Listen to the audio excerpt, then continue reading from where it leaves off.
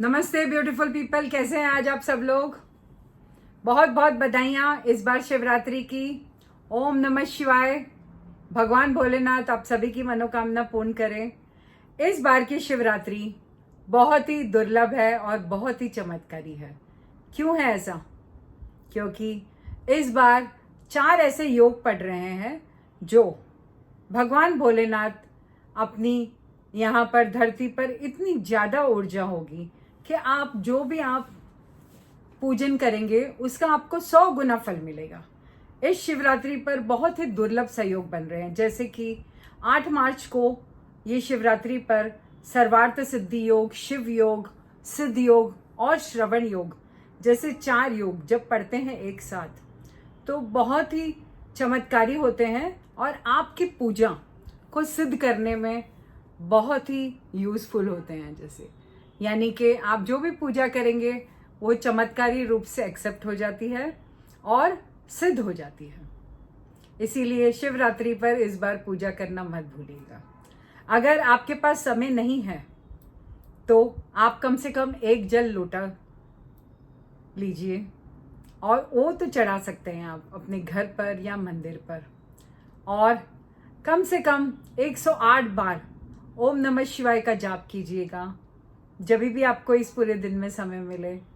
समय को मत देखिएगा कि मैंने तो अभी सुबह नहीं की या रात को पूजा नहीं की तो अब नहीं कर सकता। आप कभी भी कर सकते हो। ये हमारे भोलेनाथ की शिवरात्रि है, याद है ना।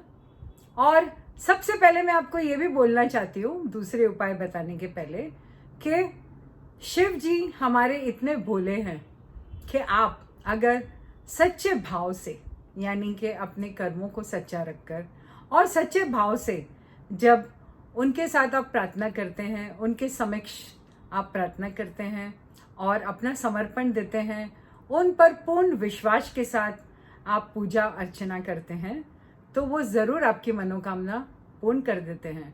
क्योंकि भोलेनाथ तो जल्दी खुश हो जाते हैं, वो हमेशा अपने भक्तों से बहुत प्यार करते हैं।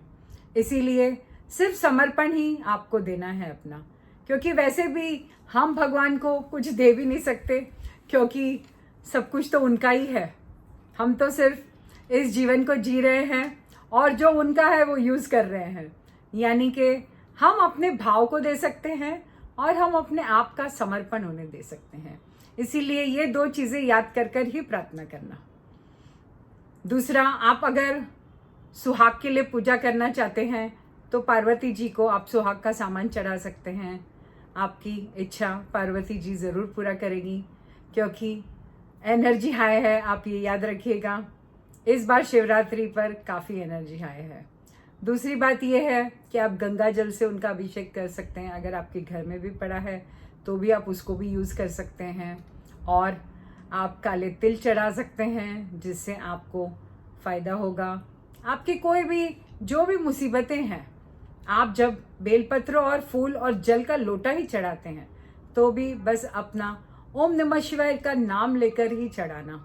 और उनको तो पता ही है कि हमारे मन में क्या है, हम क्या चाहते हैं। इसीलिए उनको कोई ज़रूरत नहीं है बोलने की, मगर एक समर्पण भाव रखिएगा और अपनी परेशानी बस अपने मन में रखकर उनका भाव लेना कि बस मैंने आपको समर्पण कर दिया है भगवान, बस आपको ही करना है। अभी आप करेंगे, मुझे पूरा यकीन है।